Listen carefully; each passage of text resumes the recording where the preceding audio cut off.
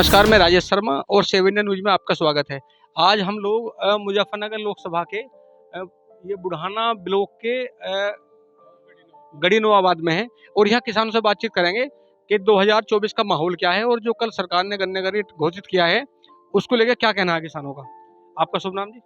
तेजपाल सिंह। जो कल सरकार ने गन्ने का रेट घोषित किया है, पहले 350 रुपये कुंटल था, अब 370 रुपये कुंटल हो गया। ये रेट वाजिब है और बढ़ना चाहिए? नहीं, कम से कम 50 रुपए बढ़ना चाहिए था, कम से कम। 400 ये 90 का 80-90 का कम से कम होना चाहिए था। कितने साल बाद बढ़ा है रेट?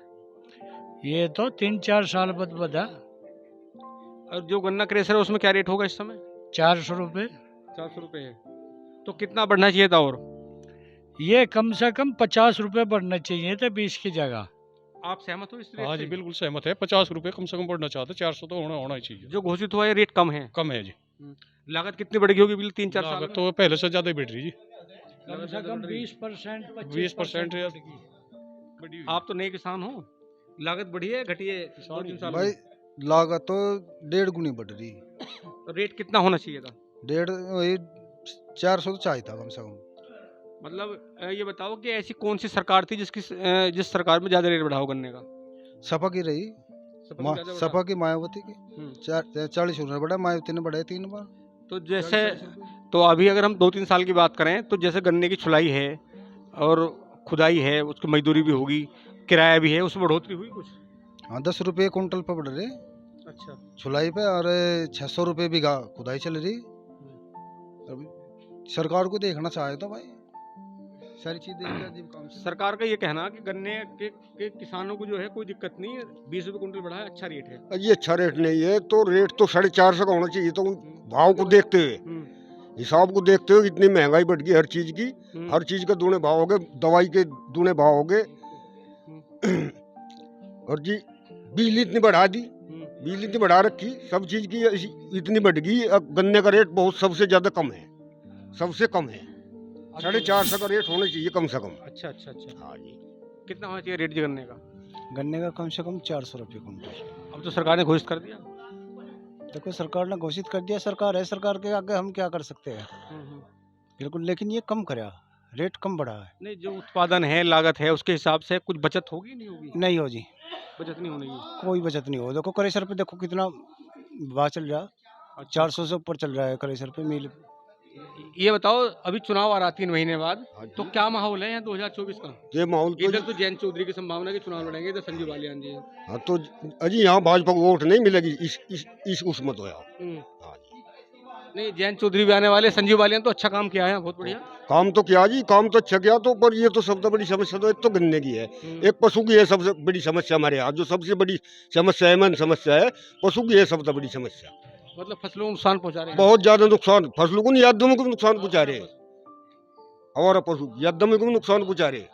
अगर जयंत चौधरी आते हैं चुनाव लड़ने के लिए यहाँ लोकसभा का, इधर संजीव बालियान रहेंगे, तो क्या लग रहा है आपको? और बराबर की टक्कर है दोनों की। बराबर टक्कर है। अच्छा, नहीं जैसे 10 साल से ये लगातार सांसद हैं, मंत्री हैं भाई किसान भाई किसानों की तरफ को देख तो नहीं रही ना सरकार यहाँ। हम्म। किसानों की तरफ को तो नहीं देगी ना सरकार, तो किसान फिर वोट कैसे दे देगा? किसान अगर जयंत आए तो जयंत के साथ रहोगे? हाँ, जयंत के साथ रहेंगे। क्या माहौल है बाबूजी 2024 को लेके? माहौल अभी जब डिक्लेयर होंगे इलेक्शन तो पब्लिक का बताओगा माहौल क्या होता है, किस तरफ ऊंट करवट बैठता है। नहीं, जैसे ये सुनने में आया कल के जयंत चौधरी मुजफ्फरनगर लोकसभा चुनाव लड़ेंगे, इधर भाजपा संजीव बालियान अभी नहीं, अभी निश्चित तो नहीं है ना जयंत यहाँ से लड़ेगा। पब्लिक का माहौल देखा जाएगा किधर झुकते हैं, अभी तो घोषित ही नहीं है ना। कल गठबंधन हुआ सपा लोकदल का लगभग कांग्रेस से गठबंधन है, वो पहले से ही है तो ना। इन्होंने 7 सीट मांगी है, 7 में मुजफ्फरनगर को मांगा है जयंत चौधरी ने। हाँ, तो देखो क्या होता है, कौन सी मिलती है, अच्छा, उसके बाद बताओ ना। संजीव बालियान तो बहुत अच्छा काम किया है। हाँ ठीक ही है कुल मिला के। क्योंकि यहाँ से 2019 में अजीत चौधरी हार गए थे। हाँ, हार गए थे। आपका शुभ नाम है? अनुज कुमार। अनुज जी, क्या माहौल है 2024 का? बीजेपी का है जी। जयंत चौधरी चुनाव लड़ेंगे, इधर संजीव बालियान लड़ेंगे? संजीव बालियान जीतेगा। पक्का बिल्कुल? जो जब हम उसका वोट देंगे हमारे लिए तो वही जीतेगा। जो गन्ने का रेट घोषित किया सरकार ने 20 रुपये, ठीक है? कुछ हद तक ठीक है, लेकिन कुछ और बढ़ जाए तो किसानों को और भला हो जाए। संजीव कुमार। संजीव जी, तो क्या माहौल है 2024 का? अगर जयंत चौधरी भी आते हैं संजीव वाले के सामने, तो कौन किस पे भारी पड़ेगा? देखो बराबर की टक्कर है जी, जो बात है हम्म। ये तो आने वाला टाइम ही बताओगा कौन किस पे भारी पड़ा। बराबर की टक्कर है।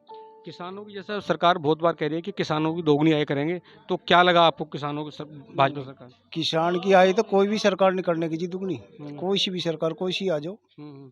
किसानों के बारे में कोई सरकार नहीं सोचती जी। तो आज हम लोग यहाँ नवाबाद में थे, गढ़ी नवाबाद में थे, और यह किसानों से बातचीत की है कि 2024 का माहौल क्या है, और जो गन्ने का रेट घोषित किया है सरकार ने, उसको लेकर जरूर नाराजगी है किसानों में कि रेट कम है। धन्यवाद।